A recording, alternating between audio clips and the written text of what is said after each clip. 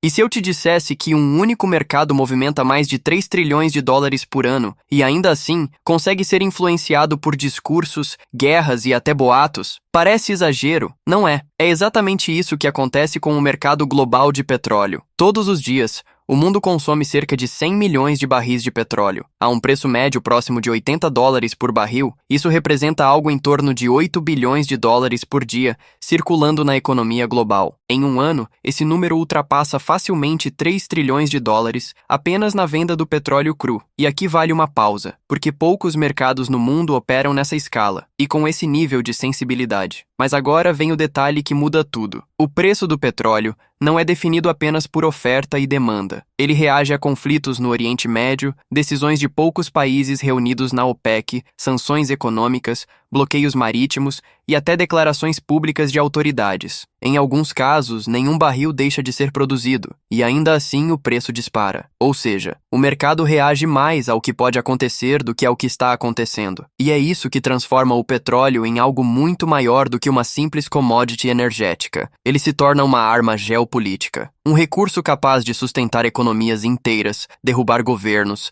financiar guerras e influenciar moedas. Pequenas variações no preço do barril significam ganhos ou perdas de centenas de bilhões de dólares para países, empresas e mercados financeiros. E talvez você não perceba, mas isso chega até você. No vídeo de hoje, a gente vai entender como funciona a geopolítica do mercado de petróleo, por que ele continua sendo o recurso mais estratégico do planeta e como decisões tomadas em poucos gabinetes afetam diretamente o preço que você paga, mesmo a milhares de quilômetros de distância. Fica até o final, porque entender esse mercado é entender como o poder realmente circula no mundo. Para começar, a gente precisa combinar o básico. Petróleo não é só combustível, ele é matéria-prima, ativo financeiro e instrumento político. Tudo ao mesmo tempo. De forma simples, o petróleo é um recurso natural formado ao longo de milhões de anos a partir de matéria orgânica soterrada. Ele é extraído do subsolo, em terra ou no fundo do mar, e depois passa por um processo chamado refino. É nesse processo que um único barril se transforma em gasolina, diesel, querosene de avião, gás, plásticos,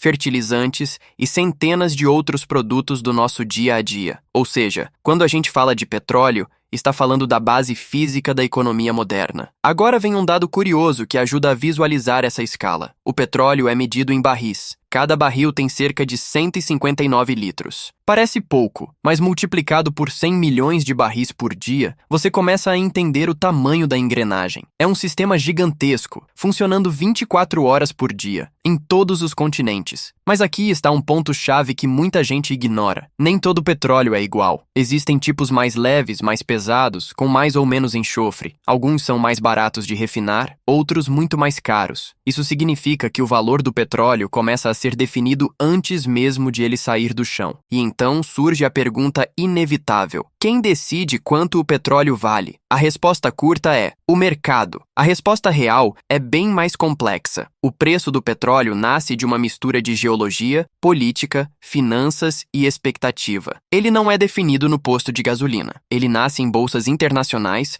onde contratos são negociados com meses ou até anos de antecedência. Muitas vezes, o petróleo é comprado e vendido várias vezes antes mesmo de existir fisicamente. É por isso que uma guerra anunciada, uma sanção econômica ou até a fala de um ministro já fazem o preço subir ou cair no mesmo dia. E isso leva a outro ponto crucial. O petróleo não é produzido onde é mais consumido. Ele é extraído principalmente no Oriente Médio, na Rússia, nos Estados Unidos, na África e na América Latina, mas consumido em larga escala na Europa e na Ásia. Isso cria uma dependência enorme de rotas marítimas, navios, estreitos estratégicos e acordos internacionais. Qualquer ameaça a esses caminhos gera impacto imediato no preço. É aqui que a empolgação entra. O petróleo não move só carros e aviões. Ele move relações internacionais. Países produtores usam o petróleo como fonte de renda, poder e influência. Países importadores dependem dele para manter suas economias funcionando. Por isso, decisões sobre produção, corte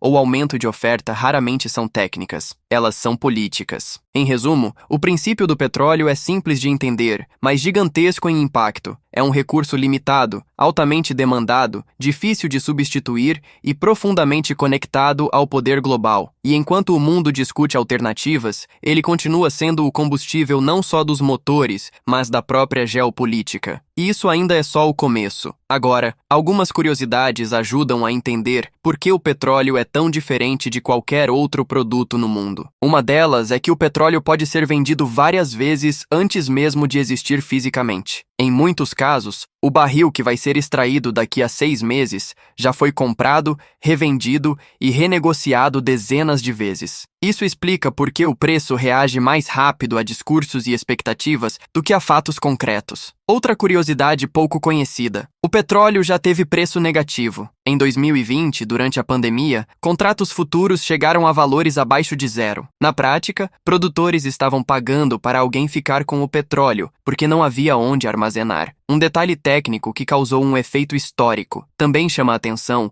o fato de que alguns países nunca consomem o petróleo que produzem, enquanto outros nunca produzem o petróleo que consomem. Um barril pode sair do Oriente Médio, ser refinado na Ásia e abastecer carros na Europa. Essa fragmentação torna o petróleo extremamente sensível a crises diplomáticas. Existe ainda um fator político concentrado. Um grupo relativamente pequeno de países reunidos na OPEC consegue influenciar o preço mundial simplesmente anunciando cortes ou aumentos de produção. Em muitos casos, a fala de um ministro pesa mais do que milhões de barris extras no mercado. Outro ponto curioso: o petróleo não é usado majoritariamente para gerar energia elétrica. A maior parte vai para transporte, indústria química, plásticos, fertilizantes e produtos sem substituto fácil. Isso explica por que, mesmo com energias renováveis crescendo, a demanda global por petróleo segue alta. E talvez a mais intrigante de todas: o petróleo é negociado majoritariamente em dólar, mesmo entre países que não usam a moeda americana. Esse sistema sustenta o chamado petrodólar e dá aos Estados Unidos uma vantagem geopolítica enorme. Essas curiosidades deixam claro que o petróleo não funciona como um produto comum. Ele é mercadoria, ativo financeiro, ferramenta diplomática e instrumento de poder ao mesmo tempo. E é aí que tudo se conecta aos meios de produção. Quando o preço do petróleo oscila, o impacto não fica restrito ao setor de energia. Ele se espalha rapidamente pela indústria, pela agricultura, pelo transporte e pelo comércio global, muitas vezes de forma invisível para o consumidor final. Isso acontece porque o petróleo entra em praticamente todas as cadeias produtivas, como energia, insumo químico e custo logístico. Quando o barril sobe ou cai, fábricas, transportadoras,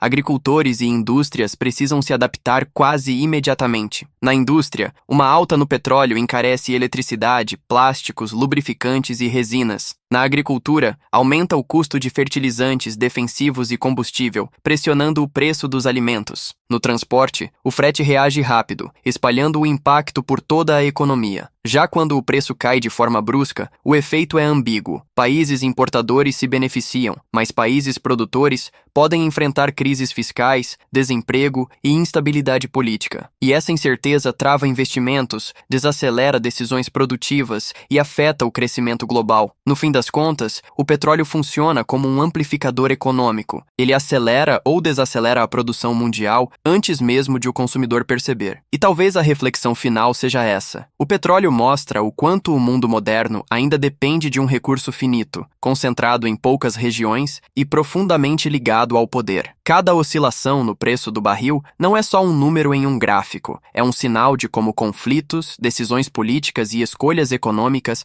moldam a forma como produzimos, transportamos e vivemos. A pergunta que fica não é apenas quando o mundo vai reduzir essa dependência, mas como essa transição vai acontecer. Quem vai perder influência? Quem vai ganhar espaço? E quem vai pagar essa conta no meio do caminho? Se entender esses bastidores muda a forma como você enxerga a economia, política e o seu próprio cotidiano, fica por aqui, se inscreve no canal e acompanha os próximos vídeos. Porque quando a gente entende o petróleo, começa a entender como o mundo realmente funciona por trás das manchetes.